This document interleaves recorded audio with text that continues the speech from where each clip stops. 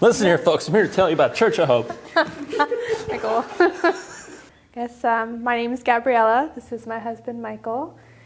We moved here to Florida from Connecticut about a year ago now, in January of last year. We want to be involved in the community. We want to surround, like you were saying, ourselves with people that have those values, who are following God. It just permeates their life, and to be part of a community that's going to uplift us, that's going to uplift our future children. Now we've got one on the way in May, our May baby.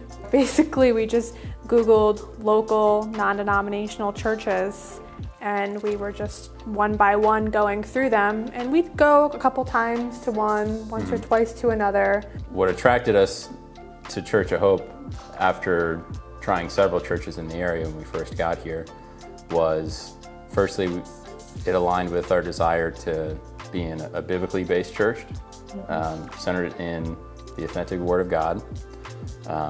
It would be, we knew we'd find the right place when it was apparent in the people that were there, in the way that they treated each other, welcomed each other, spoke to each other, and we knew that the right church for us would be one that had a community of volunteers that were very active.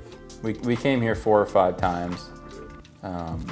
Tommy had gotten to connect with us immediately, so he followed up with us regularly during those 4 or 5 visits. But we'd talk after every time. I was the more skeptical one starting out. I was hooked for maybe second sermon that I heard Scott. I was like, he's great, I'm in. Yeah. Because we truly did want to be more involved in the actual community of Hope. We didn't just want to come here on Sundays and then never see anybody. We wanted to call these people and this community our friends and family. It was UGP who were just like, oh, we have youth group. You guys ever done a youth group before? And I've never done a youth group, nor have I ever been part of a youth group. Michael has. Michael has had a really good experience in a youth group growing up. So we gave it a shot, came to the first meeting, and just started volunteering at youth, which was really amazing because for us, it was almost like fish out of water feeling at first. Like, we don't know too much about biblical things, and we haven't been that deep in our faith yet. So sometimes it felt like the kids were more deep in their faith and they knew more than we did. And it felt like we were benefiting, the ones volunteering that are supposed to be helping and guide these kids. And here we are feeling like, wow, I feel like these kids are teaching us something and not the other way around. We really do enjoy youth group and being able to be there for the kids and grow those relationships with them, and in turn still we find ourselves benefiting from serving without directly having an impact, and certainly not being the cause of it, right? Because they're having an experience with Jesus while they're there, and Jesus is the cause of it.